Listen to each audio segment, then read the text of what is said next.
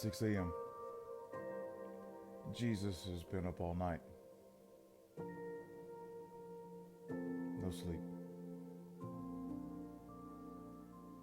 One of his best friends led the authorities, temple guards, high priests, got him straight to him.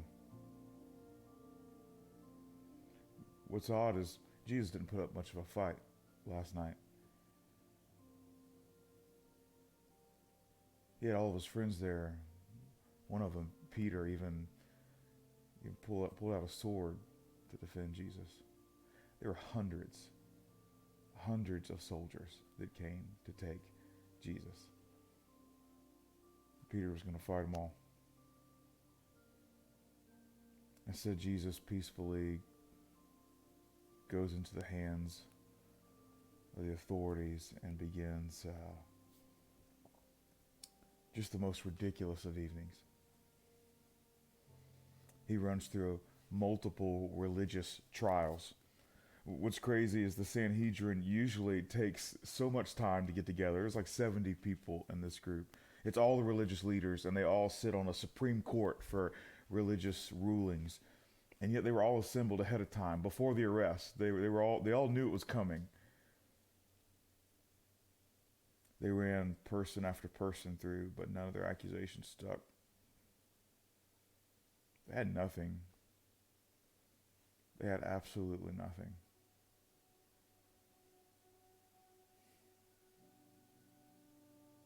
Jesus just sat silently as they accused, mocked, and ridiculed. You see, earlier in the week, the religious leaders, they saw the way the crowd interacted and loved Jesus, and they said to themselves, look how the people are amazed at his teaching. We've got to do something or we're going to lose everything. So what's so strange is that these trials that happened, they weren't even for righteous reasons. They weren't even for like moral reasons. They weren't even to like make things better. It was simply out of fear that they were going to lose the things that were most important to them, which was power and prestige, which was the people doing their religious works, their religious life. And Jesus was changing everything. And so they said, we've got to figure out a way to stop this. And so it took them a week. But here we are, Friday.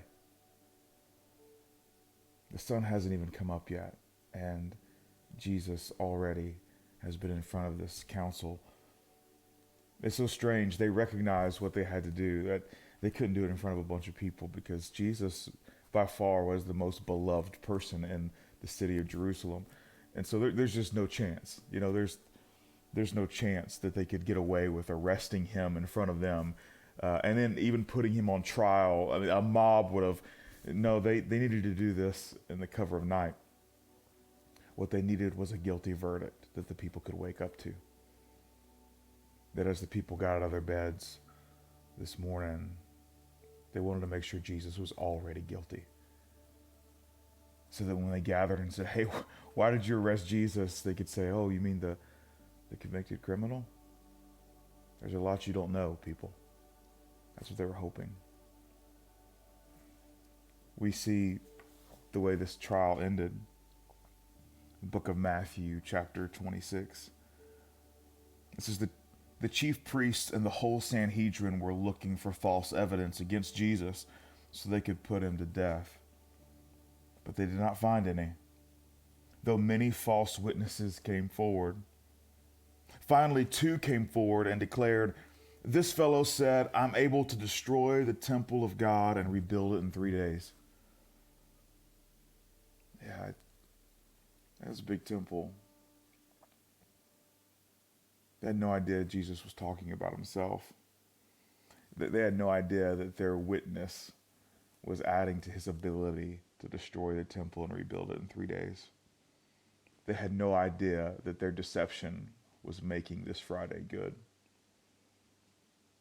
Then the high priest stood up and said to Jesus, are you not going to answer? What is the testimony that these men are bringing against you?" But Jesus remained silent. The high priest said to him, "I charge you under oath by the living God," which is so strange to watch him say under God to God. "I charge you under oath by the living God. Tell us if you are the Messiah, the Son of God." Then Jesus speaks. You should have heard him. This quiet, determined, defiant voice. "You have said so," Jesus said. "You have said so."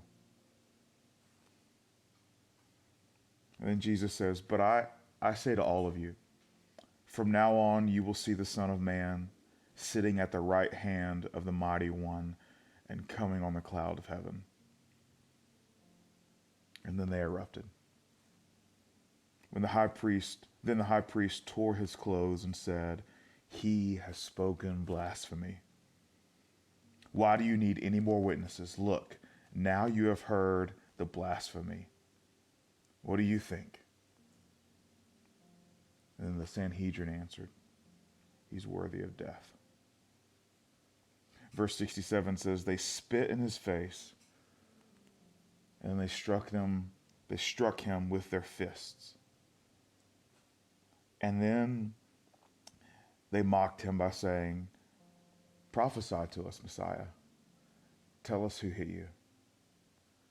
So they spit in his face, and so he's got spit in his eyes. He's trying to get it out, and as he's trying to clear his eyes, fists come across his face, and people are slapping him, and they're saying, "Hey, even though you can't see, if you really are the Messiah, tell us who hit you."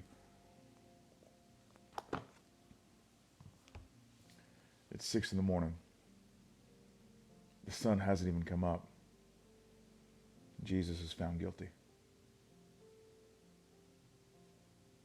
Here's the problem, though. You see, the Jewish court system, the Sanhedrin, this Supreme Court, didn't have the power to put someone to death.